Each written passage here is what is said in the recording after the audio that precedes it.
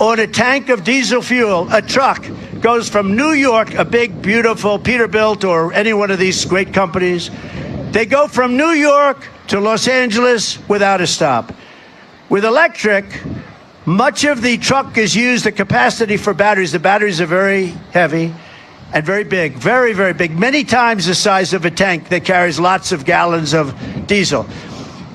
You have to stop 6 times, and you have to get chargers. There are no chargers. The whole thing is, it's the kind of thing that if your 5-year-old grandson were sitting up here and you gave him a quiz, he would say, don't bother with the electric. There's another thing. The truck is so heavy because batteries are very heavy. The truck weighs more than twice as much as a gasoline truck.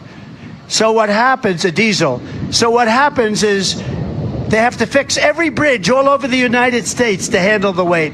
Every bridge has to be rebuilt because the weight is double and triple that of a gasoline or diesel tank truck.